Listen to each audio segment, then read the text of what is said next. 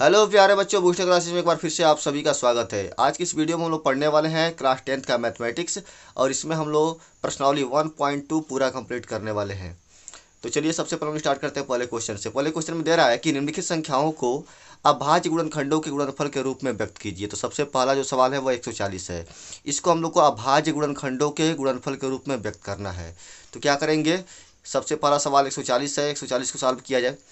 तो 140 को अभाज्य गुणनखंड के रूप में लिखने के लिए सबसे पहले इसका गुणनखंड करेंगे। तो यहाँ पर है 140। 140 को सबसे पहले हम लोग कोशिश करेंगे 2 से काटने की। 2 से कट जाएगा यह। तो 2 से जब काटेंगे तो यह कटेगा 70 बार में। 2 7 14 और यहाँ पर 0 उतार देंगे। उसके बाद से फिर से 2 से काट सकते हैं। यहाँ पर 2 हो गया। 2 से काटेंगे तो यहाँ पर हो जाएगा यह 35। फिर से इसके बाद से हम लोग 5 से काट सकते हैं। 3 से नहीं कटेगा। अब हम लोग 5 से काटेंगे। तो जब 5 से काटेंगे तो 5 सत्ते 35 हो गया। फिर से इसके बाद से हम लोग 7 से काटेंगे तो 7 से एक बार में कट चला जाएगा। तो यहाँ पर हम लोग 7 एकम 7 लिख देंगे। अब इस 140 को हम लोग लिख सकते हैं 140 बराबर 2 कितनी बार आ रहा है, 2 2 बार आ रहा है। तो यहाँ पर हम लोग लिख सकते हैं 2 इंटू 5 एक बार आ रहा है तो यहाँ पर 5 लिखेंगे। फिर गुणे 7 एक बार आ रहा है तो यहाँ पर 7 लिख देंगे। बस यही हम लोग का आंसर है। ऐसे ही 140 का अभाज्य गुणनखंड ज्ञात करना था। हो गया क्लियर। दूसरा क्वेश्चन देखते हैं। दूसरा दिया गया है 156। 156 का भी हम लोग अभाज्य गुणनखंड ज्ञात करेंगे। तो 156 का अभाज्य गुणनखंड कैसे ज्ञात करेंगे, सेम वैसे ही यहाँ पर लिखेंगे 156 और सबसे पहले इसको हम लोग 2 से काटने का प्रयास करेंगे। 2 से कट जाएगा।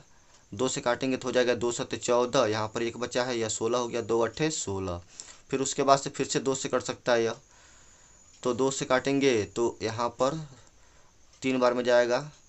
यहाँ पर हो जाएगा 3 बार में जब जाएगा तो 6 हो जाएगा और यहाँ पर एक बचा है 18 बन गया। 2 9 18। फिर से इसके बाद से हम लोग 3 से काटने का प्रयास करेंगे। 3 से भी कट जाएगा। 3 से जब काटेंगे तो ये हो जाएगा 3 एकम 3 और ये हो जाएगा 3 3 9। अब इसके बाद से यह सीधे 13 से ही कटेगा, क्योंकि 13 क्या है, अभाज्य संख्या है। तो यह सीधे अब 13 से ही कटेगा। ये हो गया।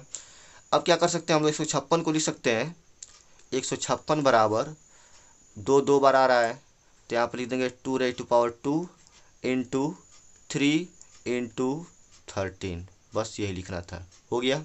अगला देखते हैं। नेक्स्ट क्वेश्चन है 3825। क्या है, 3825 है। इसको भी सॉल्व करेंगे। 3825 तो ये 2 बार में तो कटेगा नहीं। 2 बार में तभी कटेगा जब इकाई अंक 2 से विभाज्य होता है। 2 से नहीं कटेगा। 3 से देख लिया जाए। 3 से देखने के लिए हम लोग क्या करते हैं, सभी अंकों को जोड़ेंगे। अगर 3 से विभाज्य होगा तो यह पूरी संख्या भी 3 से विभाज्य होगी। तो 3 और 8 जोड़ेंगे तो हो जाएगा यह 11। फिर 2 जोड़ेंगे तो हो जाएगा 13। 13 5 18। 18 3 से कट जाएगा। इसका मतलब क्या होगा कि पूरी संख्या भी 3 से कट जाएगी। तो अगर हम लोग 3 से काटते हैं तो 3 एकम 3, फिर 3 दूना 6 हो जाएगा। यहाँ पर 2 बचा है, 3 सत्ते 21। यहाँ पर फिर 1 बच गया, यह बन जाएगा 15। 3 पचे 15। फिर उसके बाद से फिर से हम लोग 3 से काट सकते हैं। 3 से काटेंगे तो हो जाएगा 3 चौको 12। फिर ये 3 दूना 6 हो गया। 1 बचा है, 3 पचे 15। उसके बाद से 3 से नहीं कटेगा। अब हम लोग काटेंगे 5 से। जब 5 से काटेंगे तो हो जाएगा यह 5 8 40। 2 बचा, फिर 5 25। उसके बाद से फिर इसको हम लोग फिर से 5 काट सकते हैं। तो 5 से जब काटेंगे तो यह 17 बार में जाएगा। 17 5 85। फिर से इसको 17 से काट सकते हैं। 17 से काटेंगे तो हो जाएगा यह 1। अब इसको हम लोग कैसे लिखेंगे, जो 3825 था उसको हम लोग लिख सकते हैं 3 2 बार आ रहा है तो 3 टू हो जाएगा।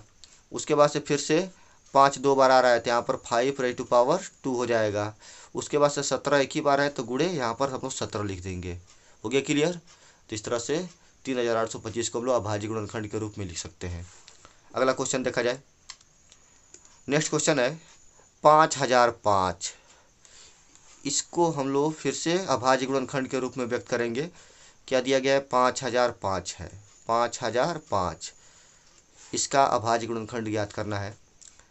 तो इसको सबसे पहले हम लोग 5 से काटेंगे। ना तो 2 से कटेगा ना तो 3 से कटेगा। तो हम लोग क्या करेंगे, 5 से काटेंगे। तो हो जाएगा 5 एकम 5। यहाँ पर डबल जीरो उतार देंगे। फिर 5 एकम 5। फिर से यह किससे कटेगा, 7 से एक बार प्रयास कर लेते हैं। हाँ ये 7 से कट जाएगा। तो 7 से जब काटेंगे तो 7 कम 7 हो गया, यहाँ पर 3 बचा था, जब यहाँ पर 0 मिलाएंगे तो हो जाएगा यह 30।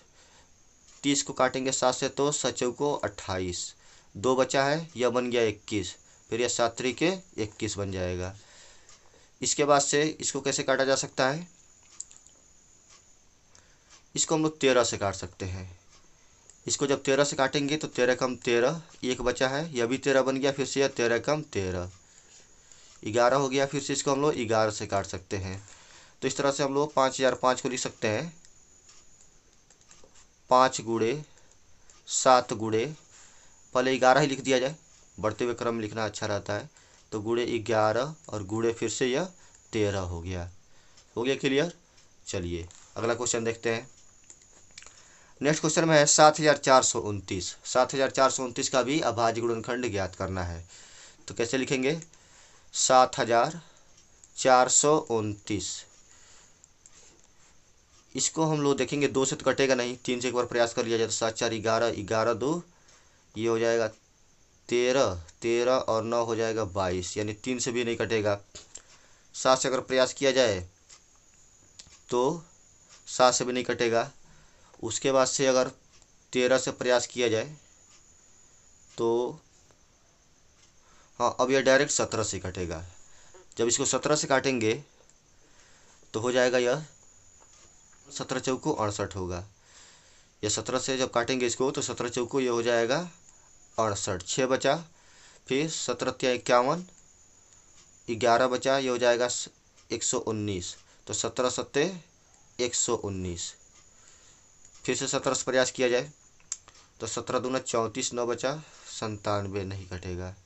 अब यह कटेगा 23 से, किससे कटेगा, 23 से कटेगा, तो 23 से कम 23, उसके बाद से फिर यहाँ पर बचा है 20, ये बन जाएगा 207, अब ये हो जाएगा 17 नवा 23 नवा 207 हो जाएगा, 23 नवा 207, यानी अब लास्ट में यह 19 से कटेगा। 19 से काटेंगे तो हो जाएगा 19 से कम 19। एक बार चेक कर लेते कैलकुलेटर से सही है या गलत है।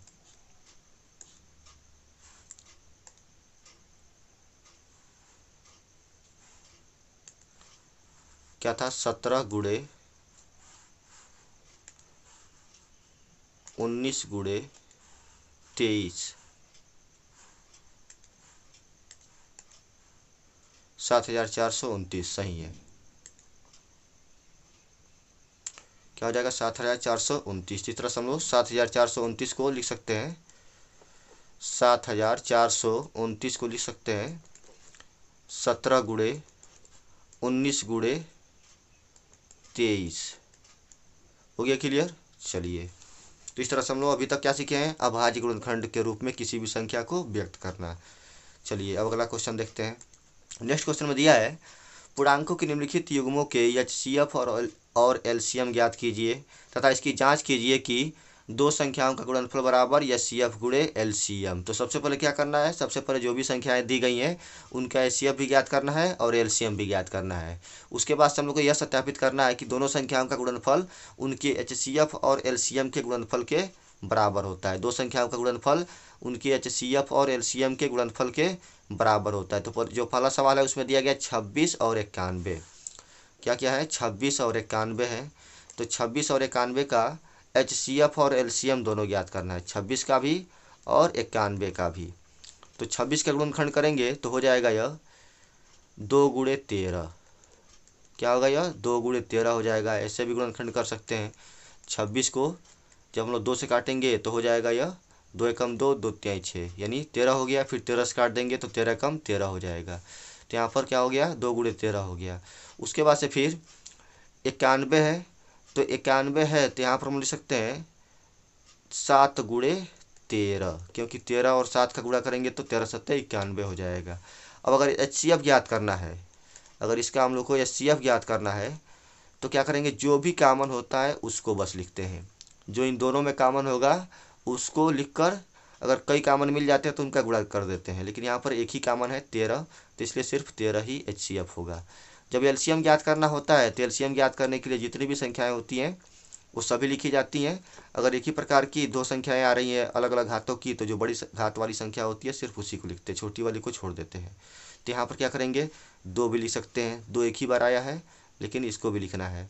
फिर 13 भी लिखेंगे, 13 2 बार आया है लेकिन 13 को एक ही बार लिखेंगे। यहाँ पर भी घात एक है, यहाँ पर भी घात एक है, तो क्या करेंगे, सिर्फ एक ही बार लिखना है। अगर इस पर 2 घात होता तो सिर्फ 2 घात वाले को लिखते और 1 घात वाले को छोड़ देते, यानी बड़ी घात वाले पद को ही लिखा जाता है। तो यहाँ पर क्या लिखेंगे, 2 गुणे 13 हो जाएगा। फिर उसके बाद से अब क्या बच रहा है, 7 बच रहा है, तो यहाँ पर गुणे 7 कर देंगे। अब इन सब का अगर गुणा कर दिया जाए तो 13 7 91 हो जाएगा। 91 में जब 2 से गुणा करेंगे तो 2 और 9 दूना 18, यानी 182 होगा। तो इस तरह से एचसीएफ का मान 13 है और एलसीएम का मान 182 है। इतना तो हो गया। अब हम लोग को जांच करना है कि क्या दोनों संख्याओं का गुणनफल उनके एचसीएफ और एलसीएम के गुणनफल के बराबर आता है या नहीं। यानी हम लोग को यह सिद्ध करना है कि ए गुणे बी बराबर एचसीएफ गुणे एलसीएम, एचसीएफ गुणे एलसीएम। ए गुणे बी का मान कितना है, ए का मान कितना है, 26 है, 26 और गुणे बी का मान कितना है, 91 है। उसके बाद से एचसीएफ का मान कितना है, एचसीएफ का मान है 13 और एलसीएम का मान कितना है, एलसीएम का मान है 182। तो पहले इन दोनों का गुणा करते हैं। तो 26 और 91 का जब गुणा करेंगे तो क्या मिलेगा, यहाँ पर हम लोग क्या करेंगे, 26 और 91 का गुणा करेंगे। 26 और 91 का गुणा करना है, कितना आ जाएगा, 2366। कितना होगा यह, 2366 होगा। यहाँ पर लिख देंगे 2366। उसके बाद से गुणा करना है 13 और 182 का। इसका भी जब हम लोग गुणा करेंगे,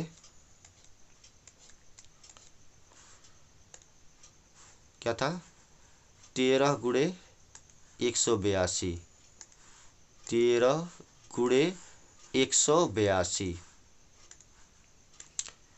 यहाँ पर कितना आएगा, ये हो जाएगा 2366। यहाँ पर भी कितना मिला है, 2366 ही मिला है। और यही हम लोग को सत्यापित करना था, 2366, यानी एलएचएस और आरएचएस दोनों ही बराबर हो गए। तो इस तरह से हम लोग यह समझ सकते हैं कि यह जो कथन था वह सत्य था, यानी ए गुणे बी बराबर क्या होता है, एचसीएफ गुणे एलसीएम के बराबर होता है। हो गया क्लियर। इसी तरह से अन्य सवाल भी हम लोग सॉल्व करेंगे। तो नेक्स्ट क्वेश्चन है 510 और 92, इन दोनों का एचसीएफ ज्ञात करना है और एलसीएम भी ज्ञात करना है। और फिर से हम लोग को यह भी सत्यापित करना है कि इन दोनों का गुणनफल इनके एचसीएफ और एलसीएम के गुणनफल के बराबर होता है। तो चलिए ज्ञात करते हैं। क्या दिया गया है, 510 है और 92 है। क्या है, 510 और 92, इन दोनों का पहले अभाज्य गुणनखंड ज्ञात करेंगे। तो 510 का जब ज्ञात करेंगे तो सबसे पहले तो 2 बार में जाएगा। कितनी बार में जाएगा, यह 2 बार में जाएगा। 2 से जब काटेंगे तो 2 दूना यहाँ पर 4 हो गया, यहाँ पर 1 बचा है, फिर 2 पचे 10, फिर यहाँ पर भी 1 बचा, फिर ये 10 हो गया, फिर 2 पचे 10 हो जाएगा। फिर उसके बाद इसको हम लोग 3 से काट सकते हैं। तो जब 3 से काटेंगे तो हो जाएगा 3 बटे 24, यहाँ पर 1 बचा है, फिर 3 पचे 15। फिर इसको हम लोग 5 से काट सकते हैं। जब 5 से काटेंगे तो हो जाएगा यह 17 बार में कटेगा, क्योंकि 17 पचे 85 होता है। कितनी बार में कटेगा, यह 17 बार में कटेगा। 17 बार में कटेगा तो फिर से इसको लास्ट में हम लोग किससे काटेंगे, 17 से काट देंगे। तो जब 17 से काटेंगे तो ये 17 कम 17, यानी एक ही बार में जाएगा। अब इसको हम लोग लिख सकते हैं 510 को 2 गुणे 3 गुणे 5 गुणे 17। उसके बाद से लिखना है 92 को। 92 का भी गुणनखंड ज्ञात करेंगे। तो जब 92 का गुणनखंड ज्ञात करेंगे तो सबसे पहले इसको हम लोग काटेंगे 2 से। तो जब 2 से काटेंगे तो हो जाएगा यह 2 चौको 8, यहाँ पर बचा है 1, 12 हो गया, 2 छक्के 12। फिर से इसको 2 से काट देंगे तो 2 दूना 4 हो गया, फिर 2 3 6 हो जाएगा, 23 बार में चला गया। फिर इसको हम लोग 23 से जब काटेंगे तो यहाँ पर 23 से कम 23 हो जाएगा। तो इसको हम लिख सकते हैं 92 को, यहाँ पर 2 बार आया है इसलिए यहाँ पर लिखेंगे 2 raised to power 2 और इंटू 23। इसके बाद क्या करना है, इन दोनों का एचसीएफ ज्ञात करना है। तो एचसीएफ ज्ञात करने के लिए क्या करेंगे, सबसे पहले कॉमन फैक्टर खोजेंगे इसमें से हम लोग। तो कॉमन फैक्टर एक ही दिख रहा है, यहाँ पर 2 है और यहाँ पर 2 raised to power 2 है, यहाँ पर 2 है और यहाँ पर 2 पर पावर 2 है। तो जब एचसीएफ ज्ञात करना होता है तो अगर समान प्रकार के पद मिल रहे हैं, समान प्रकार के गुणनखंड मिल रहे हैं लेकिन अलग अलग घात है उस पर, तो जो न्यूनतम घात वाला पद होता है उसको लिखते हैं। यहाँ पर हम लोग क्या लिखेंगे, सिर्फ 2 लिखेंगे, यानी एचसीएफ क्या मिला है, 2 मिला है।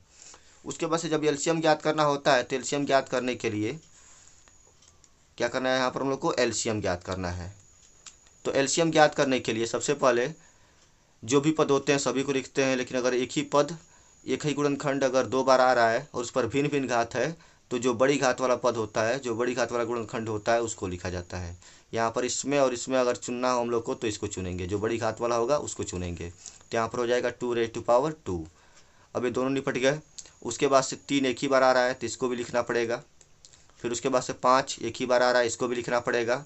फिर उसके बाद से 17 आ रहा है, इसको भी लिखना है।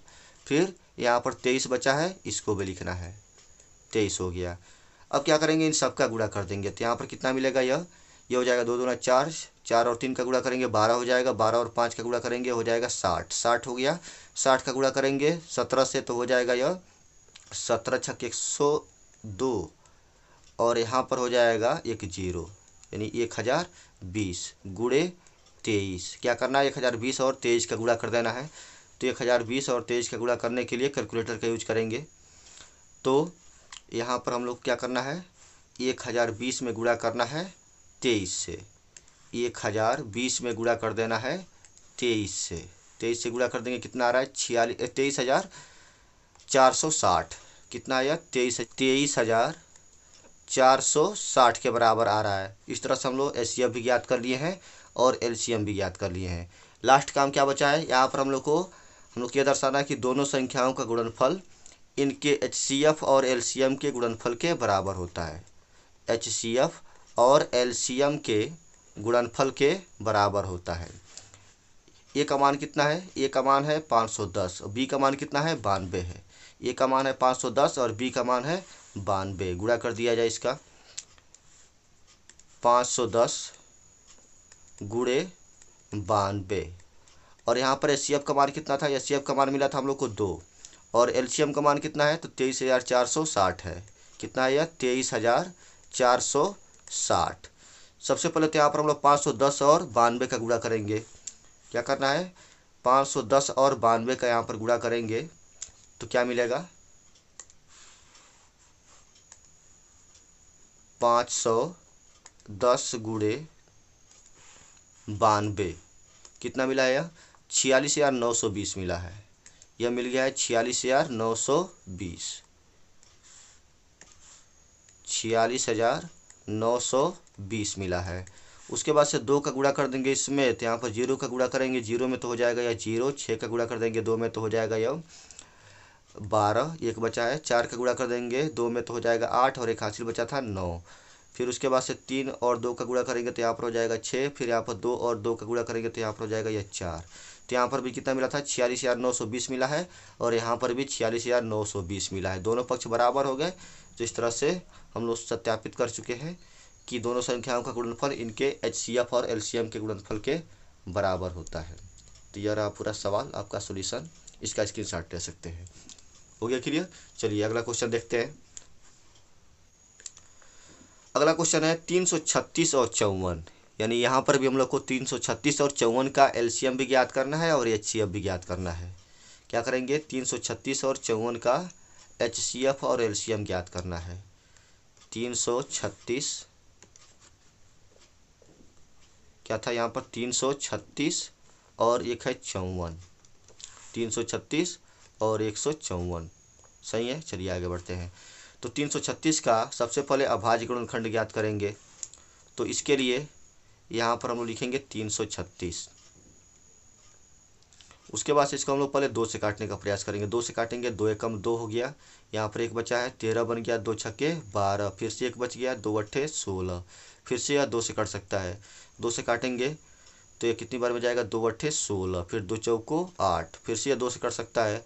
2 से जब इसको काटेंगे तो 2 चौको हो जाएगा 8, और यहाँ पर हो जाएगा 2 दूना 4, फिर से इसको 2 से काट सकते हैं। तो जब 2 से काटेंगे तो हो जाएगा यह कितना हो गया, ये हो जाएगा 2, और यहाँ पर हो जाएगा 1। उसके बाद से फिर से इसको हम लोग 3 से काट सकते हैं। जब 3 से काटेंगे तो 3 सत्ते हो जाएगा 21। उसके बाद से फिर इसको हम लोग क्या करेंगे, 7 से काटेंगे। तो जब 7 से काटेंगे तो ये हो जाएगा 1 बार में चला जाएगा। अब यहाँ पर हम लोग देख रहे हैं कि 2 कितनी बार आ रहा है, तो 1 2 3 4 बार आ रहा है। तो यहाँ पर हम लिखेंगे 2 की पावर 4। उसके बाद से यहाँ पर इंटू अभी 3 बचा था, 3 लिख लेंगे। उसके बाद से 7 बचा है तो 7 भी यहाँ पर लिख लेंगे। उसके बाद से 54 है तो 54 का भी गुणनखंड ज्ञात करेंगे। तो जब 54 का गुणनखंड ज्ञात करेंगे तो यह कितनी बार बजाएगा, सबसे पहले इसको 2 से काटेंगे, 2 से काटेंगे तो यहाँ पर हो जाएगा 2 दूना 4, 1 बचा 2 सत्ते 14। फिर इसको हम लोग 3 से काटेंगे, 3 से काटेंगे तो यहाँ पर हो जाएगा यह 3 9 27। फिर उसके बाद इसको 3 से काटेंगे तो 3 3 9। फिर यहाँ पर इसको 3 से काटेंगे तो 3 एकम 3, यानी यहाँ पर 2 एक बार आ रहा है और जो 3 है वह कितनी बार आ रहा है, 3 बार आ रहा है। तो 3 की पावर यहाँ पर 3 लगा देंगे। अब इसके बाद हम लोग को ज्ञात करना है HCF। HCF ज्ञात करने के लिए क्या करना है, यहाँ पर सबसे पहले हम लोग क्या करेंगे, कॉमन फैक्टर खोजेंगे। तो यहाँ पर 2 पर 4 पावर है और यहाँ पर 2 पर 1 ही पावर है। तो HCF ज्ञात करने के लिए जो न्यूनतम पावर होता है उसको लिखते हैं कॉमन फैक्टर में। तो यहाँ पर 2 पर पावर 1 है तो 2 पर पावर 1 ही लिखेंगे। फिर यहाँ पर 3 पर पावर 1 है और यहाँ पर 3 पर पावर 3 है, तो यहाँ पर जो न्यूनतम पावर वाला होगा उसको लिखा जाएगा। तो यहाँ पर हो जाएगा 3 पे पावर 1 ही रहेगा। उसके बाद से अब कोई कॉमन फैक्टर नहीं है तो बस इतना ही रहने देंगे, यानी 2 और 3 का गुणा कर देंगे तो यहाँ पर हो जाएगा यह 6। उसके बाद से ज्ञात करना है LCM। LCM ज्ञात करने के लिए क्या करेंगे, ये वाला पद देखेंगे तो यहाँ पर 2 पर 4 है और यहाँ पर 2 पर 1 है। तो LCM ज्ञात करने के जो कॉमन फैक्टर होता है उसमें जो अधिकतम घात वाला गुणनखंड होता है उसको लिखा जाता है। तो इसमें और इसमें अगर चुनना हो तो हम लोग किसको चुनेंगे, इसको चुनेंगे। तो यहाँ पर हो जाएगा 2 raised to power 4। उसके बाद से फिर इंटू यहाँ पर 3 है और यहाँ पर 3 पे पावर 3 है। तो इसमें भी जो अधिकतम घात वाला होगा उसको चुनेंगे, यानी इसमें और इसमें अगर चुनना हो तो इसको चुनेंगे। तो यहाँ पर हो जाएगा 3 raised to power 3। उसके बाद से जो भी पद बच गया है उसको भी हम लोग उतार लेते हैं। जैसे यहाँ पर 7 है तो 7 को भी यहाँ पर हम लोग को लिखना पड़ेगा। अब इसका जब गुणा किया जाएगा तो 2 पर पावर 4 का गुणनफल कितना हो जाएगा, यह हो जाएगा 16। फिर यहाँ पर 3 पर पावर 3 है तो इसका गुणनफल कितना होगा, यह 27 होगा। फिर उसके बाद से यहाँ पर गुणे 7 है, गुणा कर दिया जाए तो 16 और 7 का गुणा करेंगे कितना होगा, यह 112। 16 और 7 का गुणा कर देंगे हो जाएगा यह 112। और गुणे अभी 27 है तो 27 का भी गुणा अभी करना बाकी है। क्या करना है, यहाँ पर 112 और 27 का गुणा करना है। 112 और 27 का गुणा करेंगे,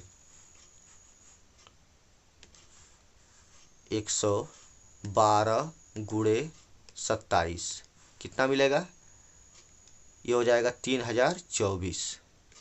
कितना हो गया, यह 3024 के बराबर हो गया, 3024 हो गया। उसके बाद से हम लोग क्या करना है, इसके बाद से हम लोग यह सत्यापित करना है कि इन दोनों संख्याओं का गुणनफल यानी 336 और 54 का गुणनफल इनके HCF और LCM के गुणनफल के बराबर होता है। कैसे सत्यापित करेंगे, तो यहाँ आप लिखेंगे A गुणे B बराबर HCF गुणे LCM, HCF गुणे LCM। A का मान कितना है, A का मान है 336, कितना है 336 है। और B का मान कितना है, B का मान है 54। फिर बराबर HCF का मान कितना मिला था, इसका मान मिला था 6। और LCM का मान कितना है, LCM का मान है 3024, 3024। तो सबसे पहले 336 और 54 का गुणा करेंगे। तो यहाँ पर जब गुणा करेंगे किसका किसका गुणा करना था, यहाँ पर हम लोग को गुणा करना है 336 और 54 का। 336 और 54 का सबसे पहले गुणा करेंगे, 336 और 54 गुणे 54 कितना मिलेगा, यह 18,144। कितना मिला है, 18,144। यहाँ पर लिख देंगे 18,144। उसके बाद से गुणा करना है 6 का गुणा कर देंगे इसमें 3024 में। तो क्या होगा, 6 और 4 का गुणा करेंगे ये हो जाएगा 24, 6 चौको 24। उसके बाद से फिर 6 और 2 का गुणा करेंगे, 6 दूना 12 और 2 हासिल बचा था ये हो जाएगा 14। फिर उसके बाद से 6 और 0 का गुणा करेंगे तो हो जाएगा यह 0 और जो हासिल बचा था उसको जोड़ देंगे, 1 को जोड़ देंगे 0 में तो हो जाएगा 1। उसके बाद से फिर 6 और 3 का गुणा करेंगे तो हो जाएगा यह 18। तो इस तरह से यहाँ पर हम देख रहे हैं कि इधर भी 18,144 है और इधर भी 18,144 ही आ रहा है। इस तरह से हम लोग सत्यापित कर दिए हैं कि A गुणे B बराबर होता है HCF गुणे LCM, यानी यहाँ पर हम लोग को LHS और RHS दोनों ही बराबर प्राप्त हुए हैं। इस तरह से हम लोग सिद्ध कर चुके हैं। हो गया क्लियर। चलिए इसका भी स्क्रीनशॉट ले लीजिए। उसके बाद से हम लोग नेक्स्ट क्वेश्चन देखते हैं। अगला क्वेश्चन क्या दिया गया है, नेक्स्ट क्वेश्चन में दिया गया है कि अभाज्य गुणनखंड विधि द्वारा, तीसरा क्वेश्चन है, अभाज्य गुणनखंड विधि द्वारा निम्नलिखित पूर्णांकों के HCF और LCM ज्ञात कीजिए। क्या करना है? अभाज्य गुणनखंड विधि द्वारा निम्नलिखित पूर्णांकों के HCF और LCM ज्ञात करना है। इसमें हम लोग को सत्यापित नहीं करना है। इसमें तीन तीन संख्याएं आ रही हैं, कोई बात नहीं। चलिए पहला क्वेश्चन ट्राई करते हैं। यहाँ पर दिया गया है 12, 15 और 21। 12, 15, 21, 12, 15, 21। तो सबसे पहले इन तीनों का ही अभाज्य गुणनखंड लिखेंगे। तो जब इसका लिखना होगा 12 का, तो लिखेंगे 2 गुणे 3 होता है, तो 2 और इंटू ए हो गया 3, 4 हो गया, 4 × 12। फिर जब 15 का लिखना होगा तो क्या लिखेंगे? 3 गुणे 5, 15 हो जाएगा। फिर जब 21 का लिखना होगा तो क्या हो जाएगा? यहाँ पर 3 गुणे 7 होगा, 3 गुणे 7 हो गया। जब HCF ज्ञात करना होगा तो हम लोग को तीनों में कॉमन देखना है। तीनों में जो कॉमन मिलेगा वही क्या होगा? HCF होगा। जैसे यहाँ पर 3 इसमें भी है, इसमें भी है और इसमें भी है, यहाँ पर 3 मिल गया और कोई गुणनखंड कॉमन नहीं है, तो बस इतना ही HCF होगा। अब क्या करना है? LCM ज्ञात करना है। तो LCM ज्ञात करने के लिए क्या करेंगे? यहाँ पर सभी पदों को लिखेंगे और अगर एक ही पद, अगर कोई एक ही गुणनखंड रिपीट हो रहा हो तो जो अधिकतम घात वाला होता है उसको लिखते हैं। तो यहाँ पर सबसे पहले तो यहाँ पर 2 लिखना पड़ेगा। लेकिन जब यहाँ पर हम लोग 3 देख रहे हैं तो यहाँ 3 यहाँ पर भी है, यहाँ पर भी है, यहाँ पर भी है, तो एक ही बार लिखना है। सब पर पावर एक ही है तो क्या लिखेंगे? एक ही पावर वाला गुणनखंड लिखेंगे। 3 हो गया। उसके बाद से 5 बच रहा था, 5 को भी लिख लेंगे, 5 हो गया। उसके बाद से फिर जो 7 बच रहा है उसको भी लिखेंगे। क्या करना है? 7 को लिखना है।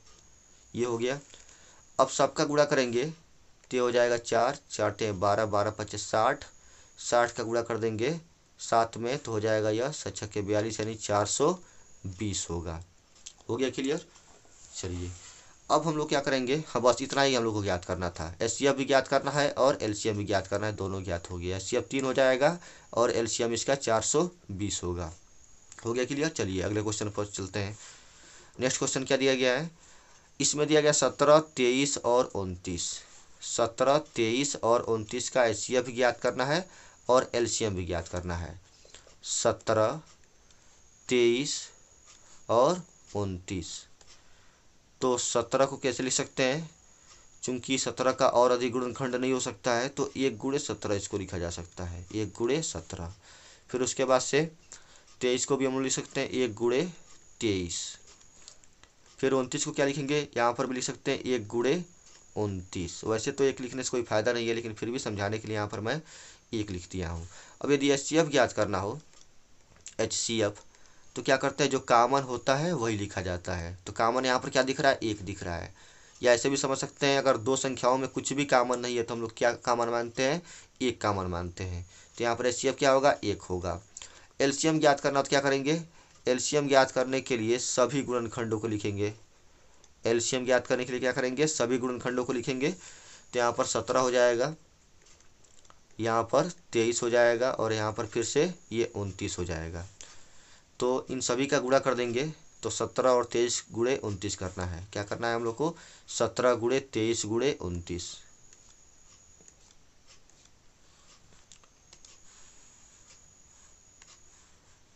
17 गुणे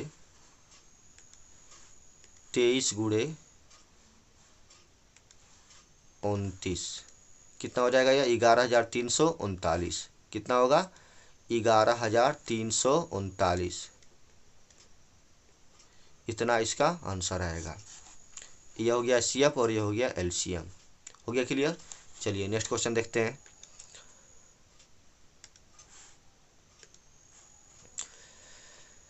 इसमें जो अगला क्वेश्चन है तीसरा, उसमें 8, 9 और 25 का HCF भी ज्ञात करना है और LCM भी ज्ञात करना है। तो यहाँ पर हम लोग क्या करेंगे? 8, 9 और 25 का सबसे पहले तो अभाज्य गुणनखंड लिखेंगे। 8, 9 और 25 का, 8, 9 और 25। तो 8 का क्या होगा? ये हो जाएगा 2 हो जाएगा, 2 हो जाएगा। 2 दूना 4 दूना 8। फिर यहाँ पर जब 9 को लिखना होगा तो यहाँ पर क्या हो जाएगा? यहाँ पर हो जाएगा 3 3 गुणे 3 यानी 9 हो जाएगा। फिर 25 को क्या लिखेंगे? 25 को लिख सकते हैं 5 25 के लिए 5 × 5 यानी 25 होगा।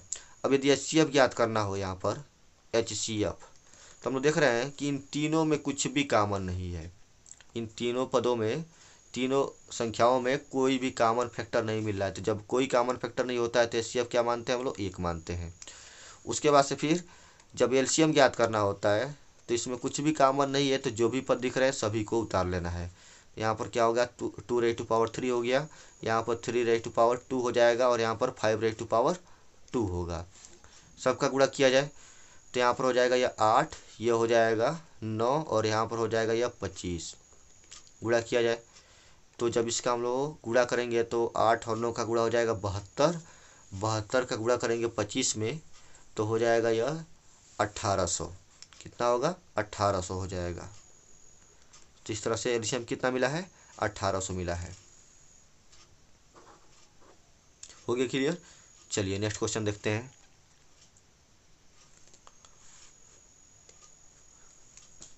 अब हम लोग चौथा क्वेश्चन देखेंगे। इसमें कह रहा है HCF 306 का मान 667 बराबर 9 दिया है, तो LCM 306 कामा 657 ज्ञात कीजिए। यानी अगर 306 और 657 का HCF 9 है तो 306 और 657 का LCM ज्ञात करना है। तो इसको हम लोग डायरेक्टली जिस विधि सीखे थे उस विधि से नहीं ज्ञात करेंगे, जो हम लोग यहाँ पर में देखे थे कि A × B बराबर होता है HCF × LCM, HCF × LCM। इस प्रमेय का प्रयोग करना है। A का मान कितना है? A का मान है 306 और B का मान है 657। 306 × 657। HCF कितना दे दिया गया? HCF दे दिया गया यहाँ पर 9 और गुणे LCM। तो अगर LCM ज्ञात करना है तो 9 को इधर भेजना पड़ेगा। जब 9 इधर आएगा तो क्या होगा? यह इसमें भाग करेगा। तो LCM बराबर हो जाएगा 306 × 657 भागा 9।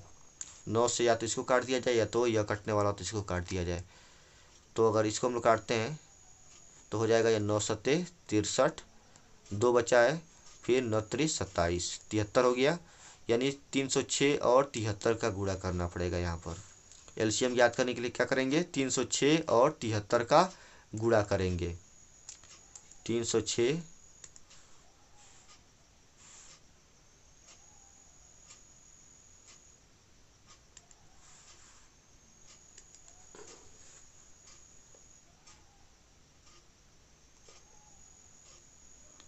306 गुणे 73 का गुणा करना है। कितना हो जाएगा? 22,368। 22,368 इसका LCM प्राप्त होगा। 22,300 कितना मिला था?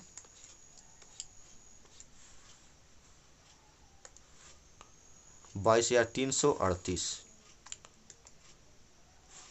22,338 हम लोग को LCM प्राप्त होगा। हो गया क्लियर? चलिए नेक्स्ट क्वेश्चन देखते हैं। यहाँ पर क्या किया गया है? यहाँ पर हम लोग प्रमेय का प्रयोग किए हैं। यानी A × B बराबर होता है HCF × LCM। यहाँ पर A का मान है 306, B का मान है 657, HCF का मान दे दिया गया है 9 है, तो LCM का मान ज्ञात करना है। तो 9 को जब इधर भेजेंगे तो 9 से भाग करना पड़ेगा। जब भाग करेंगे तो 657 को काटेंगे तो ये हो जाएगा 73। अब 306 और 73 का गुणा कर देंगे तो हो जाएगा यह 22,338। हो गया क्लियर? चलिए अगला क्वेश्चन देखते हैं। नेक्स्ट क्वेश्चन है, जांच कीजिए कि क्या किसी प्राकृत संख्या n के लिए संख्या 6n 0 पर समाप्त हो सकती है। इसके लिए क्या करेंगे? इसके लिए हम लोग लिखेंगे सबसे पहले जो 6n है, 6n इसको लिख सकते हैं। 6 को क्या लिखेंगे? 2 × 3 और इस पर पावर n। अब इसको हम लोग अलग अलग पावर दे दें तो यहाँ पर हो जाएगा 2n हो जाएगा और यहाँ पर हो जाएगा 3n। अब हम लोग जानते हैं कि किसी भी संख्या में 0 तभी आ सकता है जब उसमें 2 और 5 दोनों ही गुणनखंड उपस्थित हों, क्योंकि 2 और 5 का गुणा करेंगे तभी 10 मिलेगा और जब 10 होगा तभी लास्ट में 0 आएगा। तो इसमें 2 पर पावर n तो है, यानी इसमें 2 वाला गुणनखंड तो है, लेकिन यहाँ पर 5 वाला गुणनखंड नहीं है, इसलिए यह 0 पर समाप्त नहीं होगा। लिखेंगे चूंकि गुणनखंड गुणनखंड 2m इंटू 5n के रूप का नहीं है, रूप का नहीं है। इसलिए 6n के इकाई अंक पर या अंत में शून्य नहीं आएगा, शून्य नहीं होगा। हो गया क्लियर? क्यों ऐसा होता है? जब भी किसी गुणनखंड में 2 और 5 दोनों आते हैं, भले से घात कुछ भी हो, जैसे यहाँ पर हम यम लिख दिए हैं और यहाँ पर यन लिख दिए हैं, यानी यहाँ पर यम का मान कुछ भी हो सकता है पूर्णांक में और यन का मान भी यहाँ पर कुछ भी पूर्णांक में हो सकता है। तो अगर ऐसा गुणनखंड मिलता है तब तो अंत में 0 होगा, अगर ऐसा नहीं मिलता है तो अंत में 0 नहीं होगा। हो गया क्लियर? चलिए आगे बढ़ते हैं। सिंपली ऐसे देख सकते हैं कि अगर दोनों में 2 और 5 उपस्थित हैं, यानी किसी भी गुणनखंड में 2 और 5 उपस्थित हैं, तो उसके अंत में 0 जरूर आएगा। अगर इन दोनों में से कोई भी एक उपस्थित नहीं होगा, यानी 2 और 5 में से कोई भी इसमें नहीं रहेगा, तो क्या होगा? लास्ट में 0 नहीं आएगा। चलिए अगला क्वेश्चन देखते हैं। नेक्स्ट क्वेश्चन है 6वां। व्याख्या कीजिए कि 7 गुणे 11 गुणे 13 प्लस 13 और फिर 7 गुणे 6 गुणे 5 गुणे 4 गुणे 3 गुणे 2 गुणे 1 प्लस 5 भाज्य संख्याएं क्यों हैं? तो सबसे पहले यहाँ पर ये वाला क्वेश्चन देखेंगे। 7 गुणे 11 गुणे 13 धन 13, 7 गुणे 11 गुणे 13 धन 13, 7 गुणे 11 गुणे 13 धन 13। अब यहाँ पर हम लोग क्या करेंगे? हम लोग देख रहे हैं इन दोनों में ही 13 कॉमन है, तो 13 अगर कॉमन ले लिया जाए, 13 जब कॉमन लेंगे तो यहाँ पर क्या बचेगा? 7 गुणे 11 बचेगा और यहाँ पर प्लस 1 बचेगा। अब यहाँ पर हम लोग देख रहे हैं कि 7 और 11 का गुणा कर दें तो कितना होगा? यह हो जाएगा 77, 77 में एक जोड़ देंगे तो हो जाएगा यह 78। इस तरह से हम लोग देख रहे हैं कि जो संख्या मिली थी उसको हम लोग 2 गुणनखंडों के रूप में तोड़ दिए हैं। जब किसी भी संख्या को अगर हम लोग अभाज्य गुणनखंड के रूप में तोड़ देते हैं तो क्या होगा? यह संख्या भाज्य होगी, यानी ये क्या होगा? यह भाज्य हो जाएगा, यह भाज्य हो गया। उसके बाद से फिर हम लोग अगला देखते हैं। नेक्स्ट क्वेश्चन में क्या दिया गया है? 7 गुणे 6 गुणे 5 गुणे 4 गुणे 3 गुणे 2 गुणे 1 गुणे 5 प्लस 5। क्या लिखना है? 7 गुणे 6 गुणे 5 गुणे 4 गुणे 3 गुणे 2 गुणे 1 और धन 5। अब इन दोनों में से देख रहे हैं कि एक पद यह वाला है और दूसरा पद यह है। इन दोनों पदों में हम लोग देख रहे हैं 5 कॉमन है, तो अगर हम लोग 5 कॉमन ले लेते हैं तो यहाँ पर क्या बचेगा? 7 गुणे 6 गुणे 4 गुणे 3 गुणे 2 गुणे 1 और यहाँ पर जो 5 कॉमन ले लेंगे तो क्या बचेगा? सिर्फ 1 बचेगा। वैसे तो पूरा गुणा भी कर सकते हैं या ऐसे भी दर्शा सकते हैं 5, और इसको हम लोग क्या मान लेंगे? एक पूर्णांक मान लेंगे। 5 गुणे क्या मिल गया? यह आर मिल गया। आर क्या है? एक पूर्णांक है। इस तरह से हम देख रहे हैं कि जो संख्या थी उसको हम लोग 5 और किसी पूर्णांक के रूप में तोड़ दिए हैं। तो जब भी किसी गुणनखंड के रूप में किसी संख्या को तोड़ सकते हैं तो संख्या भाज्य होती है। तो यहाँ पर क्या लिख देंगे? जो भाज्य है, भाज्य है। यहाँ पर हम लोग पूरा गुणा करके भी लिख सकते हैं, या ऐसे अगर गुणा न करना हो तो सिर्फ हम लोग कोई भी एक संख्या मान लेंगे, कोई पूर्णांक मान लेंगे। अब यहाँ पर हम देख रहे हैं कि जो संख्या है वह 5 गुणे आर के रूप में टूट चुकी है। तो अगर यह 5 गुणे आर के रूप में टूट चुकी है जिसका मतलब क्या हुआ? कि यह संख्या 5 से भाज्य है। हो गया क्लियर? चलिए नेक्स्ट क्वेश्चन देखते हैं। लास्ट क्वेश्चन है कि किसी खेल के मैदान के चारों ओर एक वृत्ताकार पथ है। इस मैदान का एक चक्कर लगाने में सोनिया को 18 मिनट लगते हैं, जब किसी मैदान का एक चक्कर लगाने में रवि को 12 मिनट लगते हैं। मान लीजिए वे दोनों एक ही स्थान और एक ही समय पर चलना प्रारंभ करके एक ही दिशा में चलते हैं। कितने समय बाद वे पुनः प्रारंभिक स्थान पर मिलेंगे? तो ऐसे क्वेश्चन को सॉल्व करने के लिए क्या करते हैं? हम लोग एलसीएम ज्ञात कर देते हैं। तो यहाँ पर 18 है और यहाँ पर 12 है, तो 18 और 12 का एलसीएम ज्ञात करेंगे तो 18 का गुणनखंड करेंगे तो हो जाएगा यह 2 गुणे 3 पर पावर 2 हो जाएगा। 3 तरीके 9, 9 दूना 18। उसके बाद से दूसरी संख्या क्या है? 12 है, तो 12 को लिखेंगे 2 पर पावर 2 हो जाएगा और गुणे यहाँ पर हो जाएगा 3। ये हो गया 4 और 4 और 3 का गुणा करेंगे तो हो जाएगा 12। तो यहाँ पर हम लोग को ज्ञात करना है, सिर्फ एलसीएम ज्ञात करना है। जब भी ऐसे क्वेश्चन होते हैं तो हम लोग क्या करते हैं, एलसीएम ज्ञात करते हैं। एलसीएम एलसीएम कैसे ज्ञात करेंगे, यहाँ पर हम लोग देख रहे हैं 2 है और यहाँ पर 2 पर पावर 2 है। तो एलसीएम ज्ञात करने के लिए जो बड़ा वाला पावर होता है उस गुणनखंड को लिखा जाता है। तो यहाँ पर लिख देंगे 2 पर 2। फिर यहाँ पर 3 पर 2 है और यहाँ पर 3 पर 1 है। तो यहाँ पर भी हम लोग इसको छोड़कर इसको लिखेंगे, यानी ये हो जाएगा 3 पर 2। यहाँ पर हो गया 4 और यहाँ पर हो गया ये 9। 4 और 9 का गुणा कर देंगे कितना हो जाएगा, यह 36 हो जाएगा। यानी दोनों 36 मिनट बाद एक दूसरे को फिर से प्रारंभिक स्थान पर मिलेंगे। हो गया क्लियर। चलिए, तो आज के लिए बस इतना ही, मिलते हैं नेक्स्ट क्वेश्चन में। तब तक के लिए चैनल को सब्सक्राइब कर दीजिए, वीडियो को लाइक कर दीजिए और अपने दोस्तों के पास इसको शेयर कर दीजिए।